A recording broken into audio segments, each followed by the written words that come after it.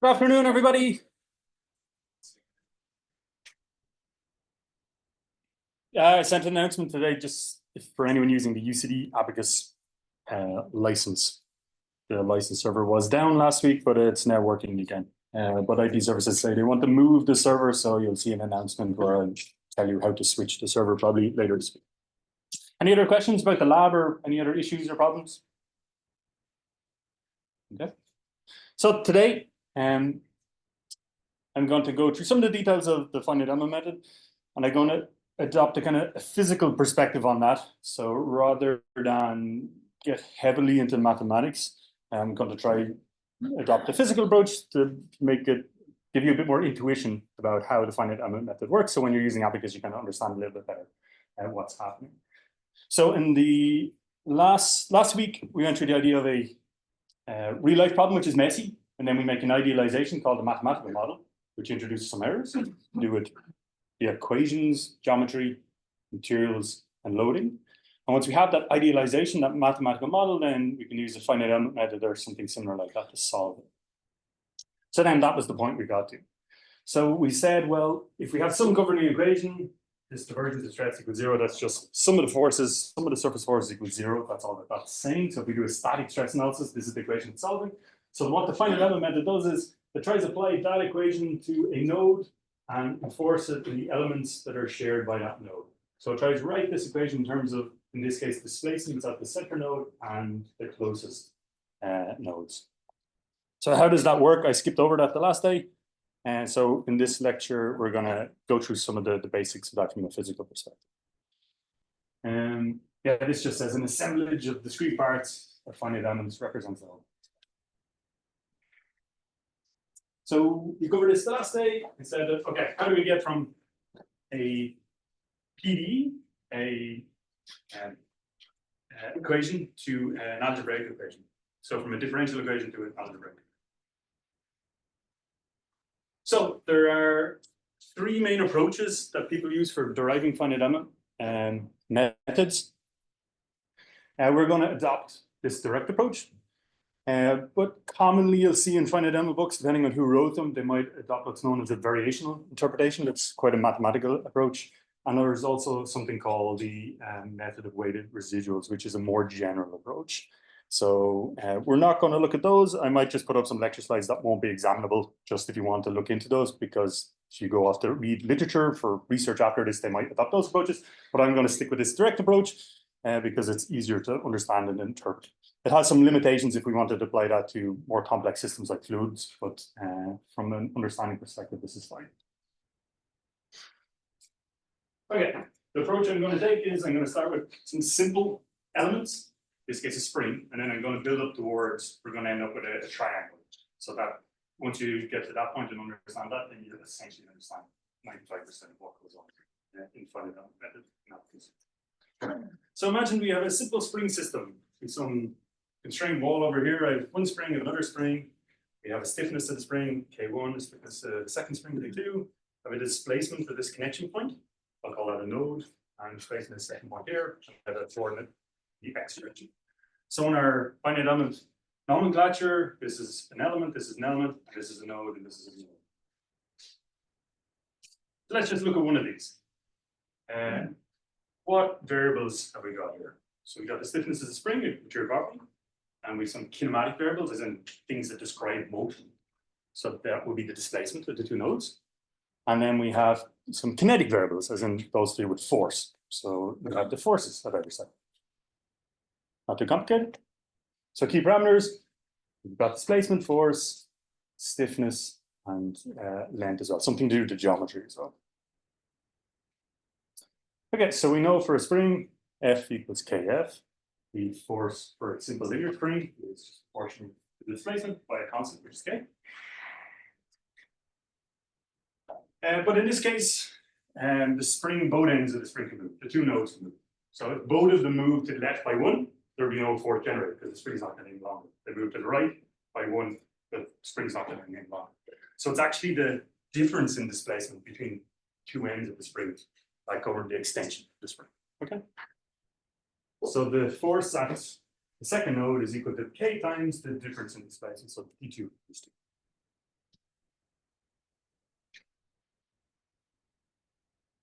And we can say the force at the first node is just equal in the mass. So F1 equals F2. So that means we can just say, well, straight away, F1 is just the minus of the F2.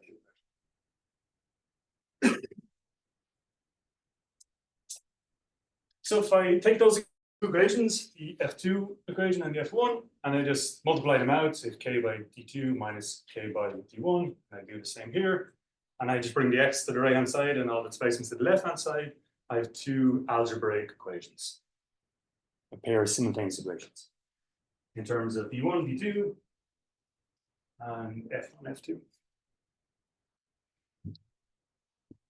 So you'll have done courses on linear algebra. So you know that if you have a set of simultaneous equations, you can represent them in matrix form. So I can represent these two equations, algebraic equations, in matrix form. So you see row by column equals this. So k by d1 by minus k by d2 equals f1. That's the first equation. Minus k by d1 plus k by d2 equals f2. So it's the same information. I'm just writing it in matrix form. And I'm going to use these curly braces to represent what I'm going to call column vectors. So not physical vectors like velocity, but vectors as in kind of computer science as in rows of columns of numbers. So this matrix here is often in finite element methods written as a k like this. And these displacement vector, as in the list of displacements at the nodes, I can just write this as a delta here. And this list of forces at the nodes, I can just write that as an F. So I just can shorthand write those two simultaneous equations as k delta equals F. So essentially, that is a very simple finite element method to write. Very, very simple. And we'll go on to build on that. But this k here, it's a square matrix. There's the same number of rows as columns. It's symmetric.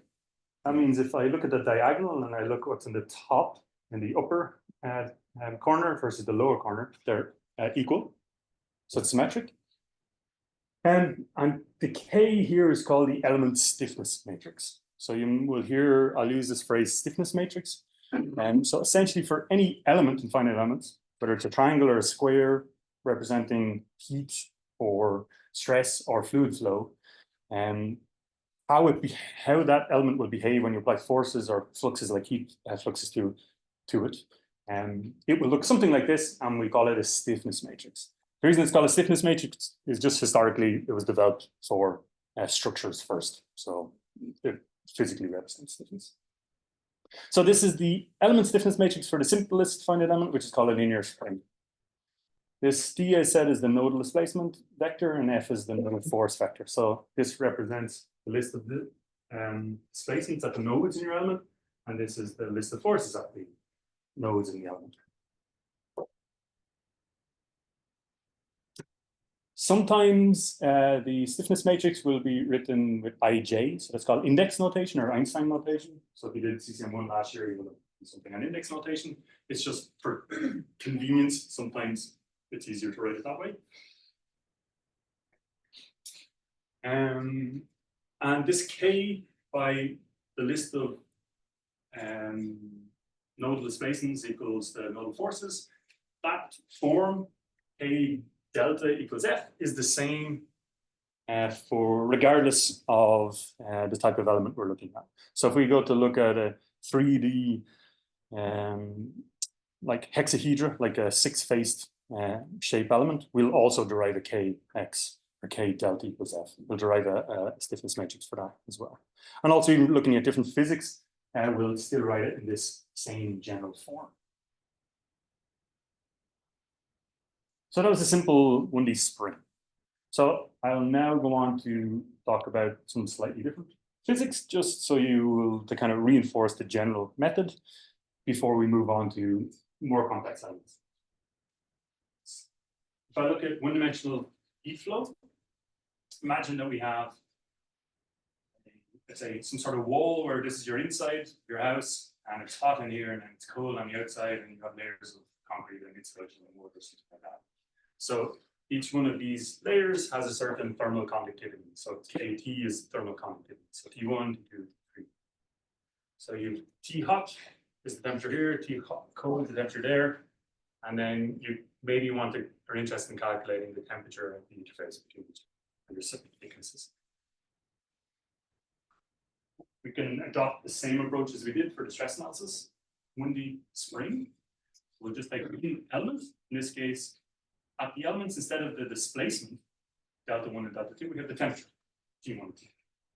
Instead of the forces, we have the heat flux, so the amount of energy per unit time per unit area entering the left and right. And then we have thermal conductivity. So if we look at the key parameters, you can see there's a direct analogy with a spring. Instead of temperature, we have displacement, heat flux, we have force, we have thermal conductivity instead of stiffness. And then we have some geometric quantities like length and cross-section area as well.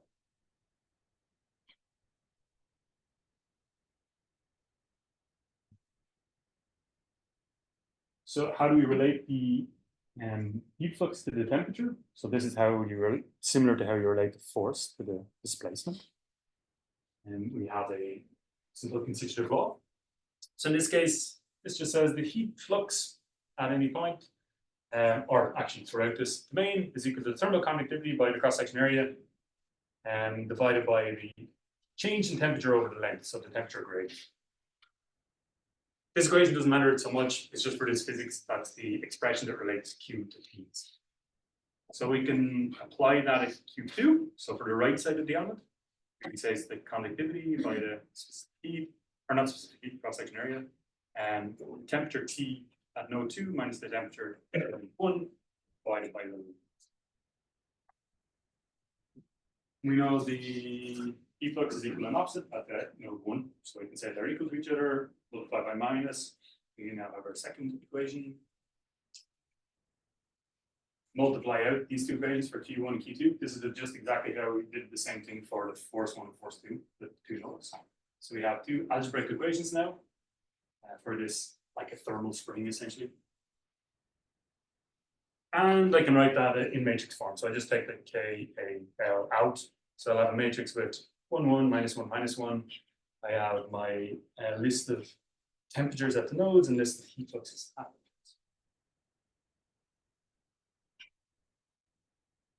So you'll see that even though this is different physics, it's not a stress analysis problem, it's a heat flow problem, but we still get the same exact form. Instead of a T, or instead of a displacement, list of displacements at the nodes, we have a list of temperatures.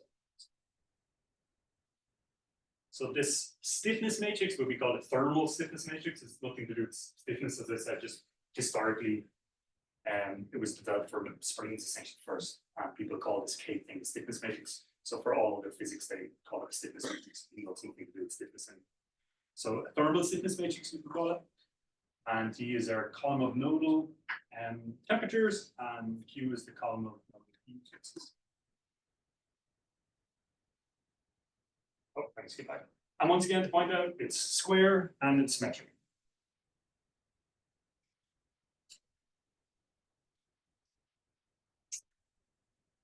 We can also look at a simple fluid network. So imagine in your house at home, you have certain taps you can turn on, and then you'll have the mains coming in one pipe. So you could represent that this is the mains water coming in, and this is like one tap, another tap, the toilet, whatever, dishwasher, whatever you have in your house. And these all represent the connections and pipes. So you could represent that fluid network simply in terms of the pressures at each of these so-called nodes, places where you want to measure or calculate the pressure. So instead of displacements or temperatures at the nodes, we now have pressures at the nodes. And instead of forces or heat fluxes, we now have actual volumetric flows of water. So you can represent some network. And let's say there's a certain pressure for the mains, and then when we open a tap, it goes to atmospheric pressure, that goes to zero, and then everything flows out through that. Or you flush your toilet or whatever. So we could derive a finite element approach to solving this problem by starting with a single element.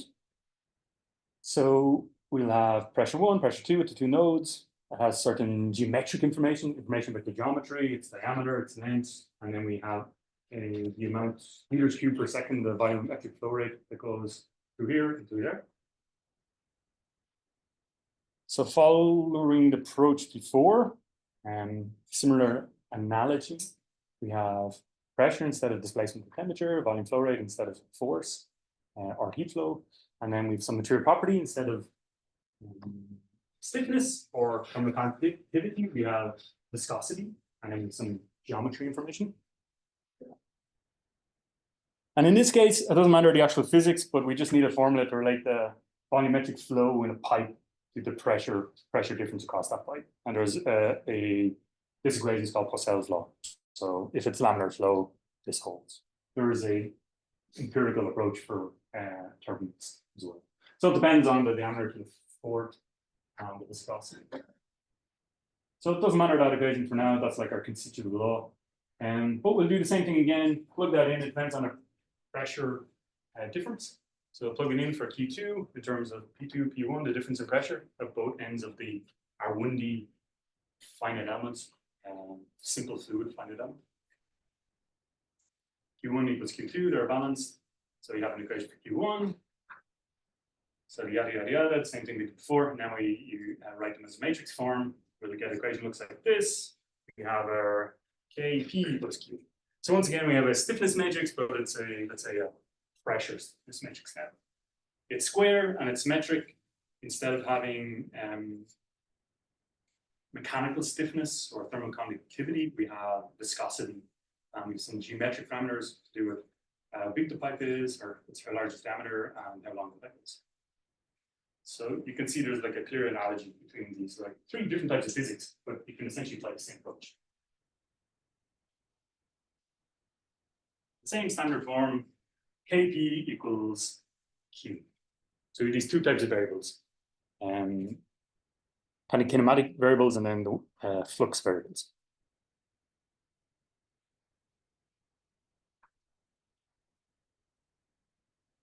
So that's a really simple initial approach.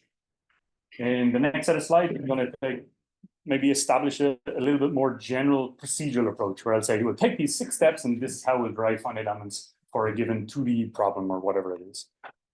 But you can see just with some basic physical reasoning, we can develop at least 1D finite element equations for stress analysis, heat flow, and fluid. So this same approach can be applied to lots of other partial differential equation type systems. So electrical circuits, you can do the same thing, like Gauss's law or Maxwell's equations. Traffic flow, there's actually PDEs that describe density propagations, like when people slam on the brakes, the way they propagate. I think I have a short video of that. Sound propagation. Financial systems, there's something called the Black-Scholes equations, which derived certainty around derivatives as well, diffusion of chemicals, and then, theoretical physics concepts as well. Let me see if I can get out of here. This is just like a 10-second video. I don't have YouTube for you.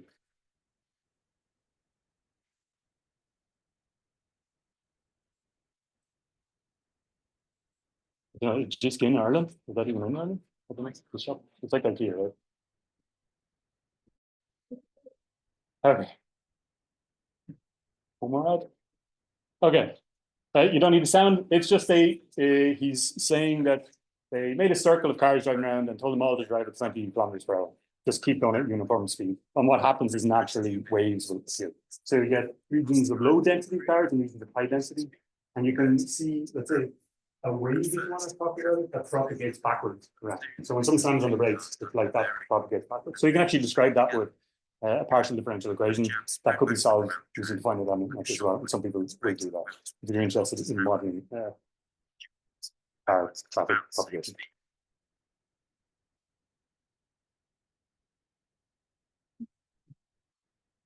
let me get out of this one.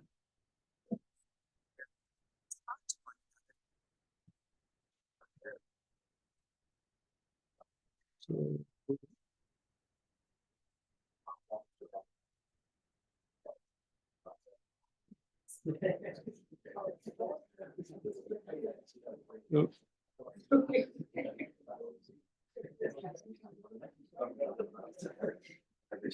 Any questions on that initially? Was anything unclear or anything? Any comments on that? Or in the cars? No. Okay. So if that was a very basic introduction to 1D finite element method, essentially that actually applies to finite difference and finite volume as well. It's a very similar concept.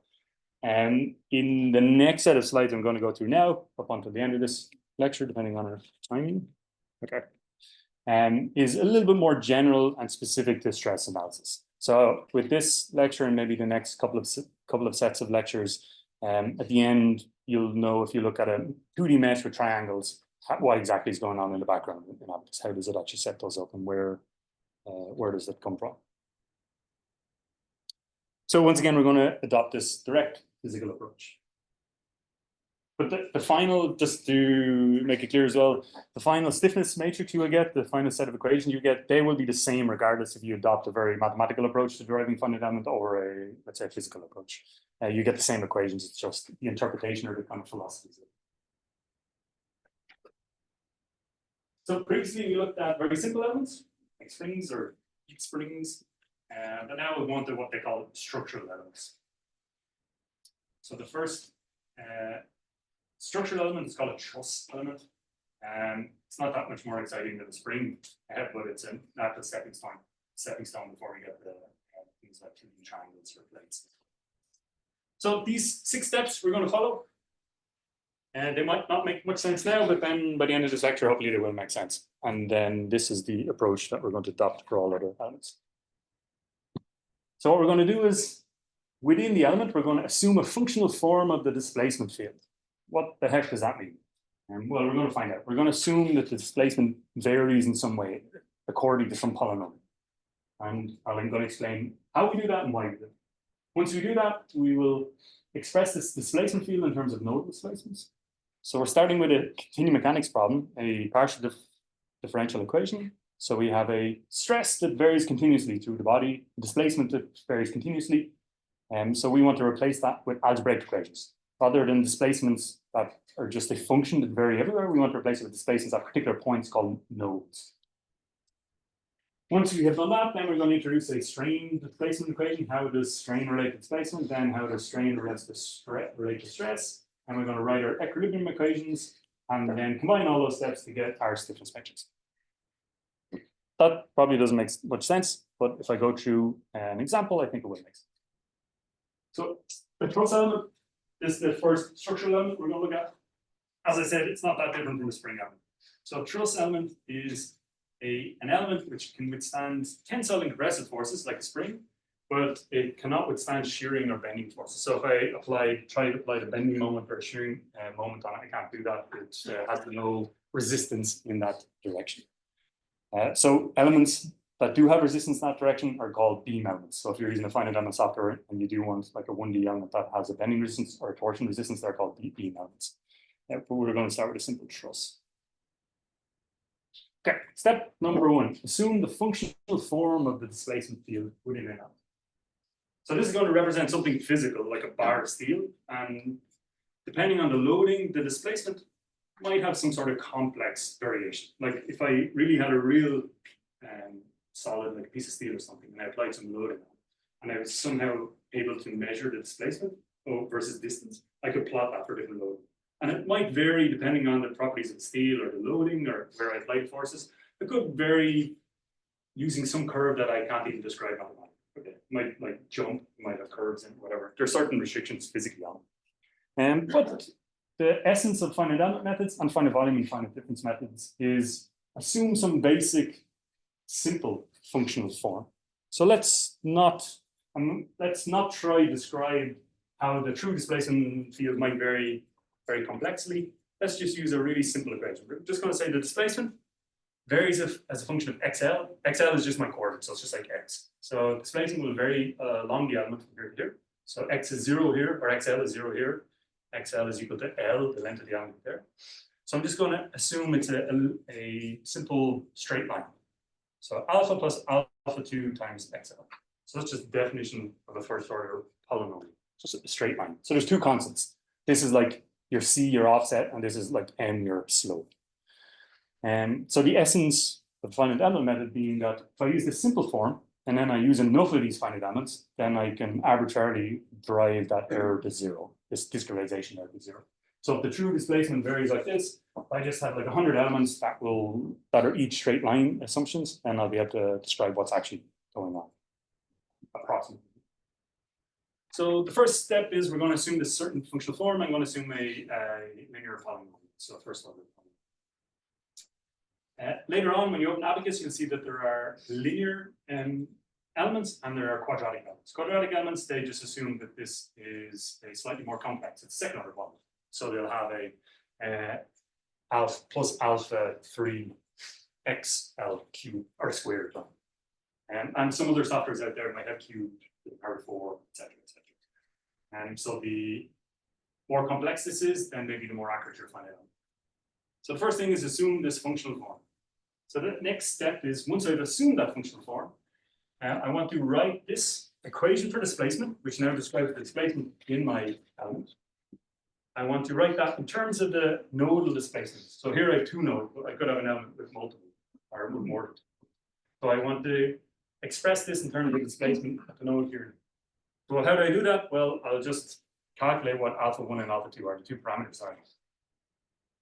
So I know that at XL equals 0, that is at this node, if I sub in XL equals 0, so sub in 0 there, then instead of the displacement at X equals 0 here is equal to D1, because this term goes to 0. So that means if it's equal to D1 at that node, it's also equal to alpha 1. That means alpha 1 must be D1. So that means the alpha 1 constant is just the displacement at the part. Similarly, if I sub in XL equals L, as in the coordinate for this end, I sub that in L here, I'll have alpha 1 plus alpha 2 equals L. But I know that's equal to D2 because that has to be displacement at that point. I already know that D1 or alpha 1 is equal to D1. That means I can solve for alpha 2. So I can calculate alpha 2, which is D2 minus D1 over L. Then we're done essentially. We just sub that back in. So we can say, instead of using these arbitrary alpha 1 and alpha 2 constants, we can say that the displacement along this element is equal to the displacement here, plus the difference in displacements over the length by our coordinate x along. So if I sub in XL equals to 0 into this, you'll see that it's just equal to D1. If I sub in that XL equals L, you can see it's equal to D2 because the D1s cancel out. And if I sub in XL equals a half, you'll find that the displacement is equal to D1 plus D2 over 2. It's just the average. So this is just a formula for like linear interpolation, a linear functional form. As I said, I could have used a quadratic equation. In that case, I need more nodes, and I would do the same thing, and I can solve and figure it out in the same way. And when we go to 2D or 3D elements, you do the same thing, except it's just more tedious because we'll have more nodes and more coordinates. So that's step 2. So step 1, assume the functional form. Step 2, write that functional form in terms of nodal displacements. Step 3 then is determine the strain. So we only have displacements at the moment, but I want to calculate strain for these displacements. So for a 1D truss element, the strain, which is in the direction, the axial direction, is just the delta displacement over L. So the change in length over the length. Okay, that's a simple definition of strain. And more generally, we can write that as a derivative or the gradient. So sometimes you could write it like that. So the gradient of displacement is a strain. So a gradient of displacement strain in this case. When we go to 3D, it will be the symmetric part of this tensor. But in this case, it's just a 1D strain.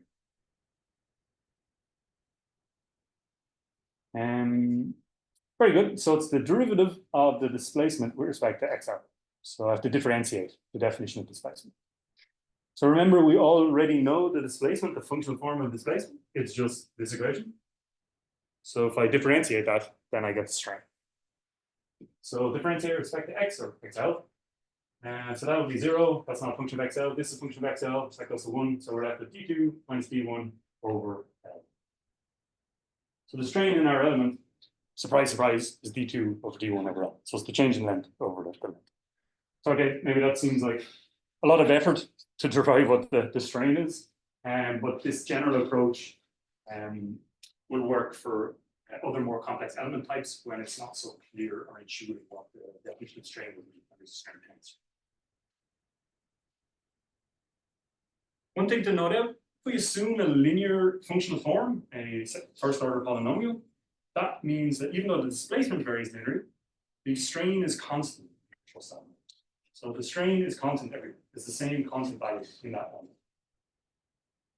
If we had a quadratic displacement form, then we would have a linear variation strain. So because we're differentiating the displacement to get strain, it means that the strain varies with one order of complexity lower than the displacement variation. That's step 3. Now step 4. Use the constitutive law. So constitutive law just relates stress to strain. For a truss element, it's essentially trivial. It's just 1D Hooke's law. So stress is Newton's modulus by strain. So we already have our strain in terms of node displacements multiplied by Newton's modulus. That is our stress. Once again, notice that the strain is constant, the stress is also constant. So if I say, well, what's the stress in the middle of the element? It's equal to this. If I say, what's the stress right by this node? It's equal to this. If I say, what's the stress just by this node? It's equal to that as well. If I go into the next element, then it'll have a different constant strain or constant stress, if you're assuming linear functional form. Also, it's worth mentioning that in the literature, this functional form, what that equation looks like, that's essentially the same as what are known as shape functions. So if you did CCM1, you may have learned a bit about shape functions, but if shape function or shape functions is just a different way to express that functional form. So linear functional form is the same as linear shape functions. Quadratic functional form is the same as quadratic shape functions. So that's step 1, 2, 3, 4. We came up with a functional form, wrote that in terms of nodal displacements, derived the strain from the displacement, derived the stress from the strain. And then the last step to make our stiffness matrix is we have to write out the equilibrium equations for the element. So what does that mean? So how we're going to do that? It depends on the approach adopted in the finite element method, but the approach we're going to adopt here is based on this idea of principle of minimum potential energy. So I'm going to define this capital Pi thing as a total potential energy. So it's kind of like the total energy that could be possible in the system.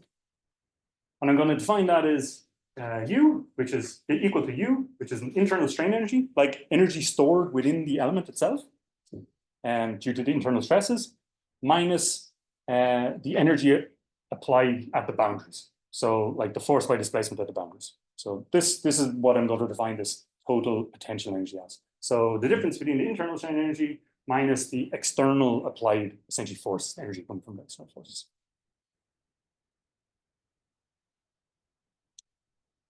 So the principle, if that's the total potential energy, the principle of minimum potential energy just says, well, the equilibrium position, as in the displacements that are in the equilibrium with the applied forces. So when I apply a force to something, it moves, and it'll come to some displacement distribution, some deflection that's no longer moving. It's balanced with external forces. So the principle of minimal potential energy says that for any of your displacements, if you differentiate this total potential energy with respect to any of those displacements, it must equal 0. So the partial derivatives with respect to that must equal 0. So okay, that maybe is a little bit, I said I'm taking a direct physical approach. That might seem a little bit more abstract. So let's maybe put a physical intuition around that. So essentially, imagine I have a finite element mesh, apply traction, it's a big beam that bends around, we'll have a certain displacement distribution. It'll be small where it's fixed, it'll be large down there where applied attraction. So if I take any one of those nodes, let's say I have the correct displacement. If I change that displacement anyway, positive or negative, that will increase the total potential energy. That will move us away from equilibrium. So if I move a bit to the left, the total potential energy will increase. So that's no longer moving. If I move to the right, it'll also increase. So this equation is just saying that the correct displacement is the one that gives you the minimum. So there are ways to do that, and we're going to go through one way to calculate that. But essentially, if you just guess the load of displacements, the ones that will give you the lowest potential energy, if you sum it all up for all the elements, is the one, the correct displacement rate.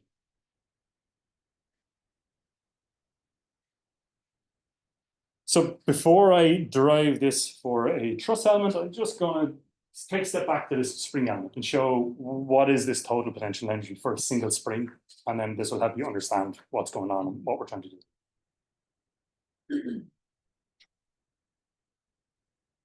So I can plot the force versus displacement for spring. Very good. It goes up like that. And actually, I could start compressing the spring as well. I could actually go negative displacement and then the force will go negative. But I'll just show the positive side. The slope is k. So what is the energy stored in that spring? So the energy stored inside that spring, if I extend a spring like out of my pen, it's storing energy inside it. That's internal strain energy. That's the first part we're talking about. That is just the area under this curve. So if you want to calculate the area of a triangle, which sure you all can, it's half the base by the height. So half the force by the displacement. So at any force here, F, half that force by the displacement, that's the area under that curve.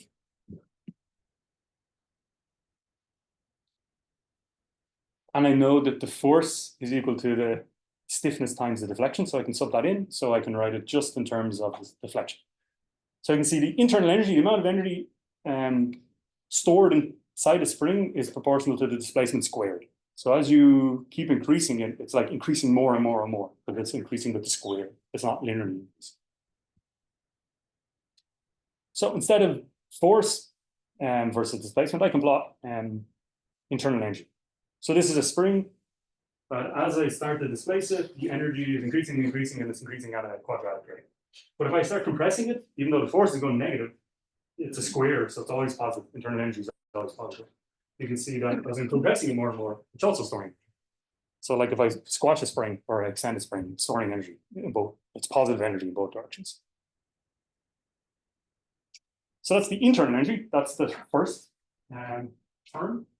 The second term is V, is the energy due to external work. So if I'm applying a force at the end of that spring, so externally applying the force, force by displacement, that's the externally applied energy, just force by displacement, it's just linear. So it's just, I can plot that as a straight line like that.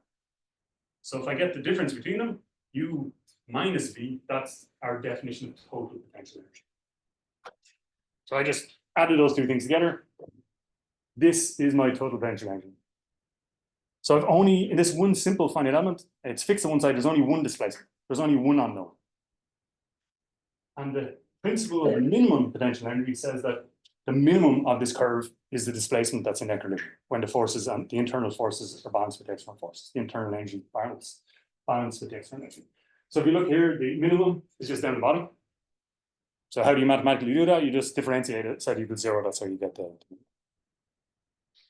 So here's our definition of total potential energy in terms of displacement.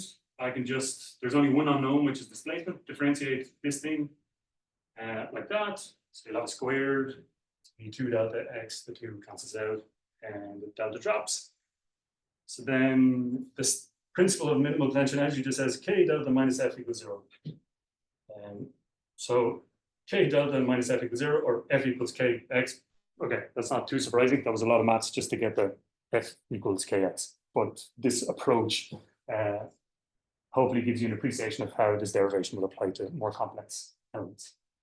So that's a spring. But let's go back to a truss element. So for a truss element, the internal energy, instead of being half Kx squared, it's half the stress by the strain integrated over the volume. So if I multiply that out and you assume the cross section of 1 and the length of 1, it'll end up being half Kx equals squared. But it's stress by strain integrated over the volume. That's the amount of energy, internal energy stored in a solid. So if I have a steel bar and I apply a force to it, the amount of energy stored inside that is the stress by the strain at each point, multiplied by the volume, essentially. So if I apply a stress, but it doesn't strain, it doesn't move, then there's no internal energy. If I apply a strain, but there's no internal stress, then so you have to have both to have internal energy stored. So for our truss element, we actually have a definition of stress and strain. That was step 3 and 4. So let's just plug those in.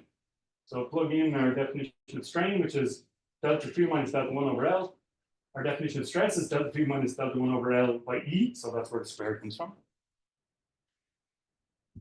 These things are not a function of coordinate x. They don't vary along the geometry. So in our integral along that element, along the volume, we can take those out because they're constants. They're not dependent on the coordinate. If we had a quadratic function form, they would have the same side because we have an x inside here. We're integrating essentially along. So integrating 1 by the volume over the volume is just the volume. So AL is cross-section area by the length. That's just the volume of our truss. So we say the internal energy of a truss element is half E this thing squared by AL. So just tidying it up, cancelling out some L's. We have half EA over L by the difference in displacement squared.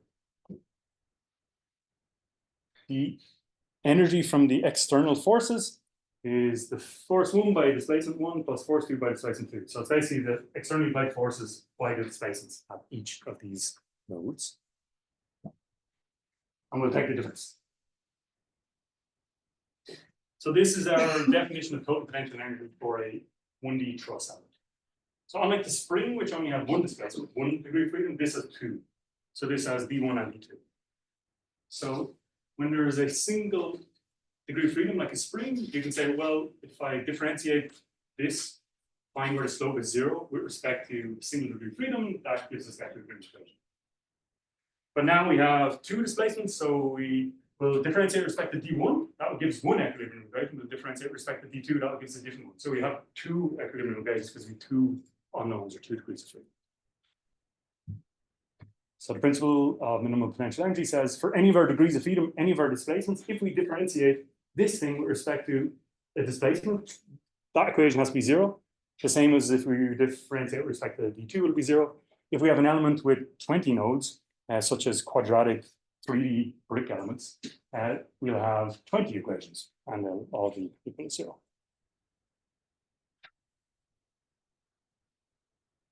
So you can go through the maths here. If you differentiate with respect to the D1, if you just multiply that out and do it, you'll get this equation. If you respect to D2, you get this equation. There are 2 algebraic equations in terms of 2 unknown displacements. And we can write that in matrix form. So this is our stiffness matrix for a 1D truss. So it's a little bit more involved than the spring.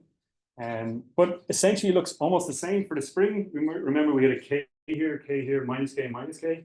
So for a truss element, if you say that the stiffness of a truss is the Young's modulus by the cross-section area divided by the length, then essentially it's the same equation as a 1D spring. The only difference with the truss is you give it in terms of the Young's modulus and the cross-section and length, rather than just the absolute stiffness.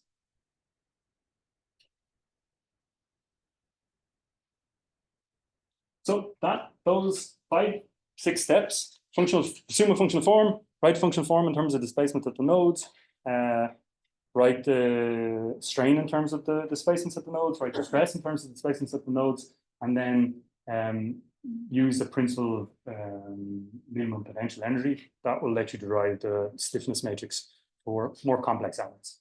So in the next follow-on lecture to this, I don't know if I'll do that Wednesday or a different set of slides, maybe I'll do it next week. We're going to just apply the exact same approach to a 2D element, and it's exactly the same thing, except it's just a little bit more tedious because now we have 3 nodes and we have displacements in the x and y direction. That's it. Thanks very much.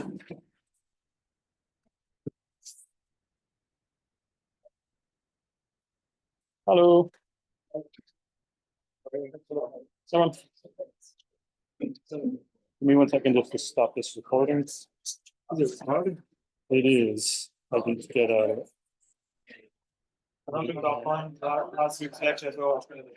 Yeah. Assuming it is still recording, give me a second. Okay, here we go.